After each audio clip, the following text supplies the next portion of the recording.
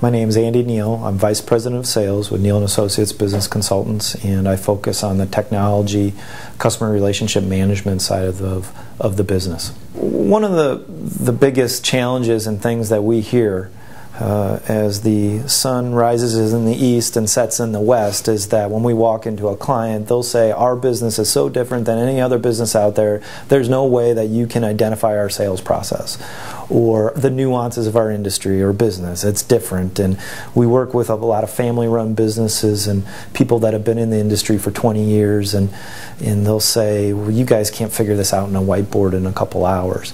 And one of the misgivings is if you break down the sales process, you have a product or service.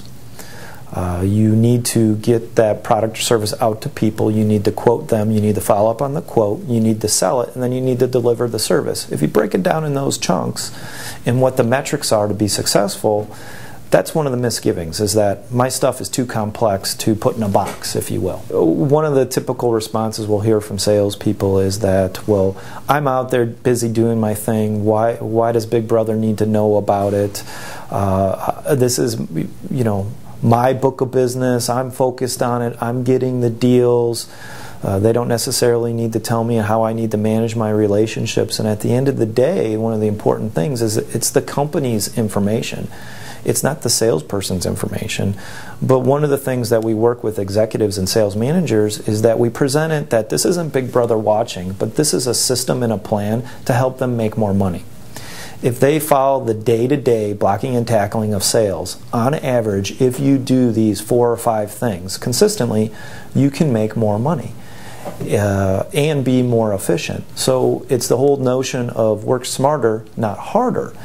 And once you come over that paradigm shift and the executives are presenting that to the sales team, the CRM is an afterthought, because it's just about importing, oh, I talked with this person, I went on this appointment, but the metrics really bubble to the top on whether they've been successful or how the sales team or the company can help them be more successful.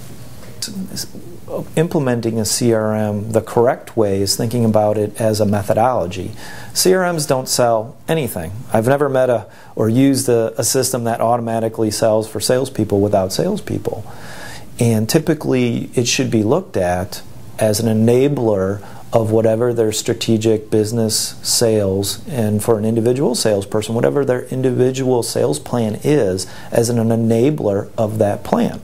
Right, wrong, or indifferent, it will capture the metrics so you know, is the plan on the straight and narrow? Do we need to change the plan? And make adjustments as we go along.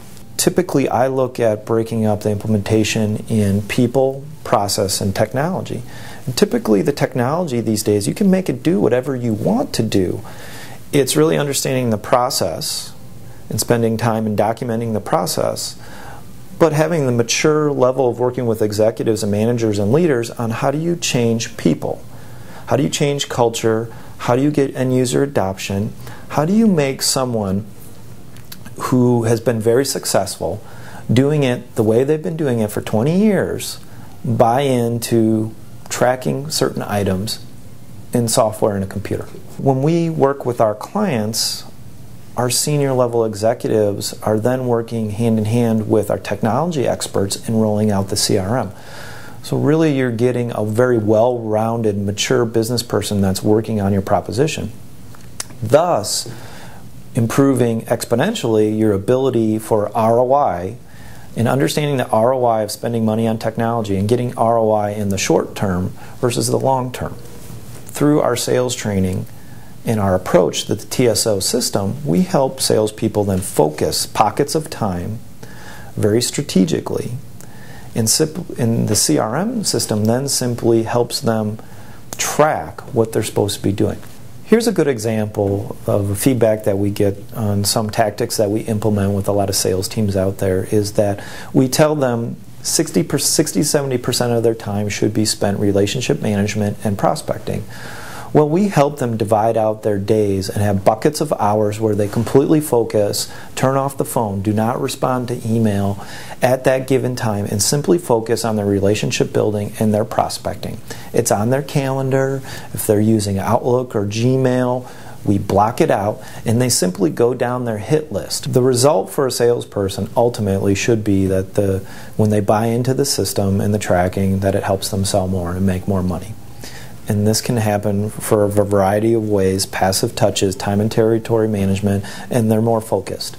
That's it. At the end of the day, and it can alleviate a lot of time wasters that they did previously. Another example how this really benefits sales: we have a lot of organizations where the sales team will do a handoff to operations on the goods or services that they deliver. And a lot of salespeople spend a large amount of their time managing the actual delivery of the system because this is my customer, I've fostered the relationship, and they don't know what is happening with a shipment. When there's a delivery and the goods or services are damaged. Well, used appropriately with a CRM, the handoff is in a digital electronic format to operations, and when that customer is touched by operations or customer service, the salesperson should be alerted. So they're not going out on a sales call and caught with their pants down per se that we just had a bad shipment or this customer isn't paying their AR on time or their AP on time. They're aware of these things before they make a sales call. That's a huge benefit for a salesperson to be educated and informed on left hand knows what the right hand is doing in the business. And that only happens if the salesperson is putting the information upstream so the correct information is delivered downstream to operations.